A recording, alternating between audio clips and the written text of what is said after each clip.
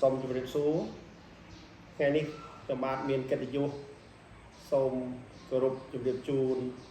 លោកឪពុកអ្នកម្ដាយនិងអ្នកអាណាព្យាបាលសិស្សដែលមានកូនរៀនថ្នាក់ទី1ថ្នាក់ទី2និងថ្នាក់ទី3ឲ្យបានជ្រាបថាដើម្បីលើកកម្ពស់ការយល់ដឹងរបស់កូនសិស្សនិស្សិតលើមុខវិជ្ជាគណិតវិទ្យាសាលាបានសហការជាមួយនឹងយុវដ្ឋានបឋមនៃក្រសួងអប់រំយុវជននិងកីឡាដើម្បីបង្រៀនកូនសិស្សនិស្សិតថ្នាក់ទី1ថ្នាក់ទី2និងថ្នាក់ទី3លើកញ្ចប់គណិតវិទ្យាថ្នាក់ដំបូងសូមជម្រាបជូនលោកឪពុកអ្នកម្ដាយបន្ថែមថាកញ្ចប់គណិតវិទ្យាថ្នាក់ដំបូងនេះសម្រាប់សាលានៅក្នុងខេត្តស្វាយរៀងមិនទាន់បានអនុវត្តទេដោយសារមានការខិតខំប្រឹងប្រែងរបស់គណៈគ្រប់គ្រងសាលាជាមួយនឹងលោកគ្រូអ្នកគ្រូនិងអ្នកពាក់ព័ន្ធសាលាបានរៀបចំការបង្រៀនកញ្ចប់គណិតវិទ្យាថ្នាក់ដំបូងនេះដល់កូនសិស្សនិស្សិតយើងក៏ប៉ុន្តែដើម្បីឲ្យការបង្រៀនគណិតវិទ្យាថ្នាក់ដំបូងនេះទទួលបានជោគជ័យលោកគ្រូអ្នកគ្រូចាំបាច់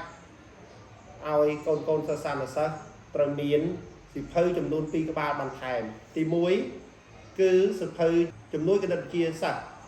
និងទី2សៀវភៅលំហាត់កូនស្វាឆ្លាតសៀវភៅទាំង2ក្បាលនេះគឺសម្រាប់កូនសិស្សនិស្សិតហ្វឹកហាត់ក្នុងការធ្វើលំហាត់ដែលលោកគ្រូអ្នកគ្រូដាក់ជូនប៉ុន្តែសៀវភៅដែលខ្ញុំបានជម្រាបជូនខាងលើក្រសួងអប់រំយុវជននិងកីឡាពុំមានការបោះពុម្ពចែកជូនដល់សិស្សនិស្សិតសិក្សារៀនសូត្រទេដើម្បីឲ្យដំណើរការនៃការសិក្សារៀនសូត្រនេះដំណើរការបានល្អសាលាសូមអំពាវនាវដល់លោកឪពុកអ្នកម្ដាយនិងអ្នកអាណាព្យាបាលទាំងអស់សូមមេត្តាចូលរួមសហការទិញសៀវភៅទាំង2ក្បាលនេះដើម្បីឲ្យកូនថ្នាក់ទី1ថ្នាក់ទី2និងថ្នាក់ទី3បានសិក្សារៀនសូត្រសៀវភៅនេះគឺមានលក់នៅក្នុងទីផ្សាររបស់ខេត្តស្វាយរៀងយើងប្រសិនបើលោកឪពុកអ្នកម្ដាយមានសំណួរឬក៏មានសំណុំពរឬក៏មានចម្ងល់អាចទំនាក់ទំនងជាមួយនឹងលោកគ្រូអ្នកគ្រូបន្ទុកថ្នាក់របស់កូនរបស់លោកឪពុកអ្នកម្ដាយឬក៏ទំនាក់ទំនងមកសាលារៀនតាមទំព័រ Facebook Page របស់សាលាក៏ដូចជាលេខទូរស័ព្ទ